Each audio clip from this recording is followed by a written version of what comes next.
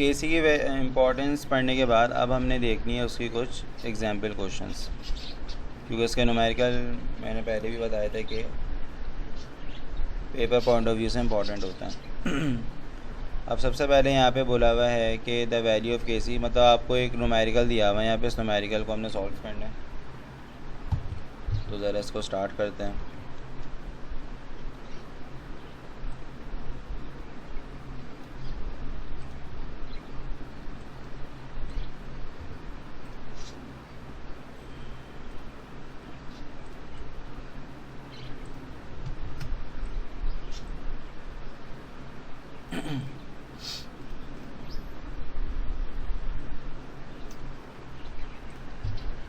तो इसमें हमारे पास लिखा हुआ है कि the value of KC for the following reaction at 717 kelvin is 48।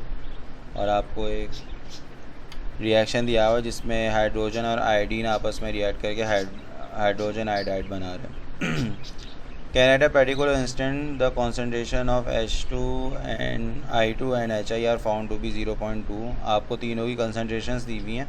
Can एक पर्टिकुलर इंस्टेंट, अब मैंने बताया था कि QC की जो वैल्यू निकलती है रिएक्शन क्वोशिएंट की, वो किसी भी पर्टिकुलर टाइम पे आप निकाल सकते हो, ठीक है।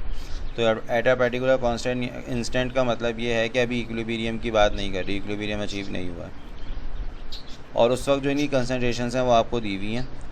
उसके बाद आपसे कह रहे हैं calculate the reaction quotient for the given reaction, also predict the direction of reaction. अच्छा, ये जो कि एग्जाम्पल क्वेश्चन है, इसमें आपको डायरेक्टली बोला हुआ है कि रिएक्शन क्वोशिएंट कैलकुलेट करें, वरना यूजुअली जो एक्सरसाइज के क्वेश्चंस होते हैं या जो पेपर में क्वेश्चंस आते हैं उनमें डायरेक्टली नहीं बोलते कि भाई रिएक्शन क्वोशिएंट कैलकुलेट करें। उनमें ज़्यादातर बस ये बोला हुआ होता है कि डायरेक्शन को प्रेडिक्ट करें। तो अब डायरेक्शन प्रेडिक्ट करनी है तो इसका मतलब क्या है कि आपको रिएक्शन क्वोशिएंट तो निकालना ही पड़ेगा। अंडरस्टूड सी बात है। तो सबसे पहले जो है मैं इसका डाटा बना लेता हूँ। न्यूमेरिकल में सबसे पहले हमारा बनता है डाटा, और इस डाटा में आपको क्या क्या दिया हुआ है। मुझे केसी की वैल्यू दी हुई है, केसी की वैल्यू मुझे दी हुई है 48।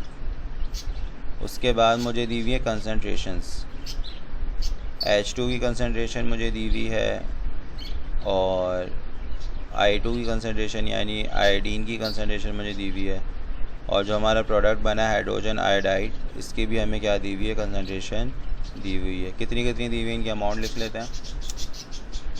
हाइड्रोजन की दी हुई है मुझे 0.2 मोल पर लीटर। मैंने बताया था लीटर और DM³ बराबर होते हैं। इसको अगर मैं मोल पर DM³ भी लिख दूँ ना अगर, तो बात एक ही है, ठीक है। तो इससे कंफ्यूज मत होना। दूसरी मुझे आयोडीन की भी 0.2 मोल पर लीटर दी हुई है, और थर्ड मुझे हाइड्रोजन आयोडाइड की भी सेम 0.6 मोल पर लीटर दी हुई है, ठीक है। तो तीनों की कंसनट्रेशन मैंने लिख ली। इसके बाद मुझे जो है मालूम क्या करना है, रिएक्शन क्वोशिएंट यानी QC मुझे मालूम करना है, और मुझे क्या बतानी है, मुझे डायरेक्शन बतानी है, ठीक है। ये दो चीज़ें मुझे बतानी है। डाटा समझ आ गया।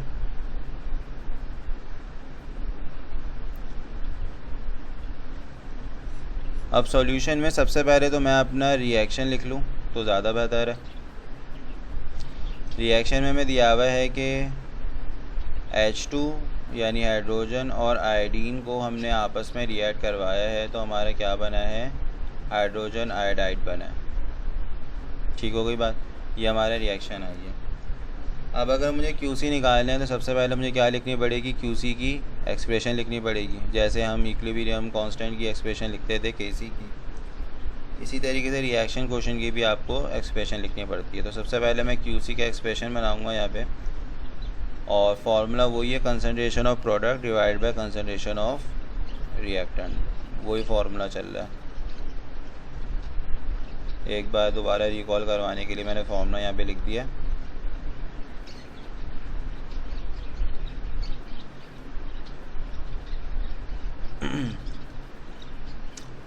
अब ज़रा प्रोडक्ट है मेरा हाइड्रोजन आयोडाइड, और उसके साथ इक्वेशन में लिखा हुआ था 2, तो वो इसकी पावर बन जाएगा, divided by concentration of hydrogen into concentration of iodine. ये मैंने केसी की एक्सप्रेशन क्यूसी की एक्सप्रेशन बना के उसके अंदर वैल्यूज़ पुट करनी है। एक्सप्रेशन मैंने बना लिया, अब हम उसकी वैल्यू पुट करेंगे। हाइड्रोजन आयोडाइड की वैल्यू मुझे दी हुई थी 0.6 और इसका हो जाएगा स्क्वायर, डिवाइडेड बाय हाइड्रोजन और आयोडीन की दोनों की कितनी थी 0.2, वो यहाँ पर आ गई। अब मैं क्योंकि अज्यूम ये करता हूँ न्यूमेरिकल करवाते हुए कि आपके पास सिंपल कैलकुलेटर है, तो मैं इसको स्टेप बाय सॉल्व करूँगा। अगर आपके पास साइंटिफिक है पेपर के अंदर या वैसे ही वो यूज़ कर सकते हो। तो सिंपल कैलकुलेटर से अगर मैं इसको सॉल्व करूँगा तो सबसे पहले मुझे ऊपर ये 0.6 का स्क्वायर लेना पड़ेगा। तो जब हम इसका स्क्वायर लेंगे तो मेरे पास आ रहा है 0.36। उसके बाद नीचे हमारा 0.2 से ही मल्टीप्लाई हो जाएगा, तो मेरे पास आंसर आ जाएगा 0.04। अब हमने 0.36 को डिवाइड कराना है 0.04 के साथ, तो आंसर आपका आ जाएगा 9। तो मेरे रिएक्शन क्वोशिएंट की वैल्यू निकल कर आ गई 9। ठीक है, अब मुझे क्या करना है, अब मुझे इसको कंपेयर करना है अपनी केसी की वैल्यू से। ठीक है,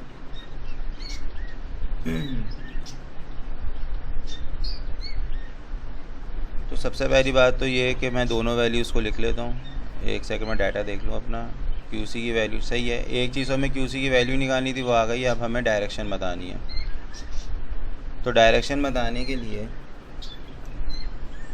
मेरे पास जो केसी की वैल्यू थी वो कितनी आई थी भाई, 48 दी हुई थी मुझे। तो इसका मतलब ये कि क्यूसी जो है मेरा वो छोटा है किससे, केसी से, या इन अदर वर्ड ऐसे भी लिख सकते हो कि केसी की वैल्यू बड़ी है किससे, क्यूसी से। तो जब केसी की वैल्यू बड़ी होती है तो आपकी डायरेक्शन क्या होती है भाई, मैंने भी बताया था कुछ टाइम पहले, फॉरवर्ड होती है। केसी की वैल्यू अगर बड़ी आ रही है इसका मतलब फॉरवर्ड डायरेक्शन, केसी की वैल्यू अगर छोटी आ रही है तो मतलब रिवर्स, और अगर दोनों बराबर आ रही हैं इसका मतलब एट इक्विलिब्रियम। क्लियर है ये न्यूमेरिकल?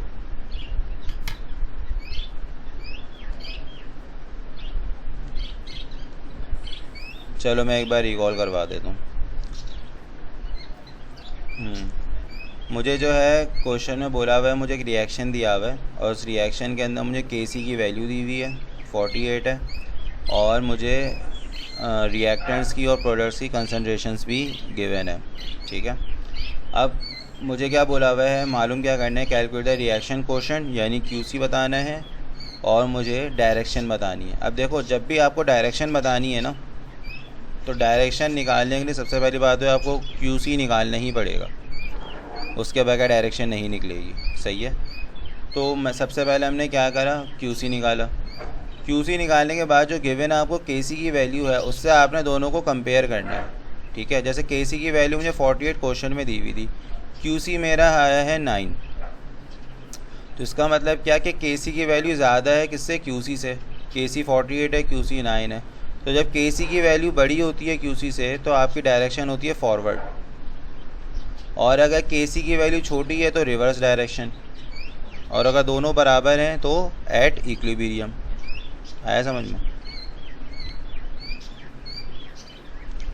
तो जब भी आपको डायरेक्शन निकालने का बोलें पेपर के अंदर, तो आपने सबसे पहले रिएक्शन क्वोशिएंट को कैलकुलेट करना पड़ेगा, एंड देन आपको जो केसी की वैल्यू गिवन है उससे आप कंपेयर करोगे दोनों वैल्यूज़ को, और फिर आप अपनी डायरेक्शन को प्रेडिक्ट कर सकते हो।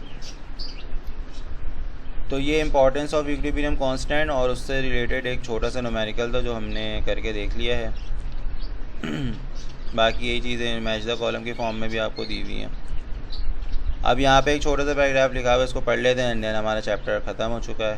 कह रहे थे atmosphere is compose of nitrogen, oxygen, carbon dioxide, methane, nitrous oxide and ozone, but the nitrogen and oxygen gases are the most important part of the atmosphere.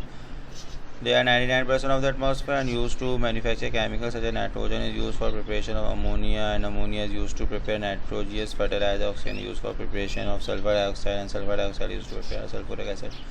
ये बस आपको एक क्या लोगों की नॉलेज दी हुई है आपको सोसाइटी, टेक्नोलॉजी एंड साइंस कि हमारी जो अर्थ के अंदर हमारा जो एनवायरनमेंट है उसमें कौन कौन सी गैसेस मौजूद हैं, कौन सी गैस जैसे बताया हुआ नाइट्रोजन और ऑक्सीजन सबसे ज़्यादा क्वांटिटी में है, और इनको ही यूज़ करके हम बहुत सारे केमिकल्स वगैरह जो है वो बनाते हैं।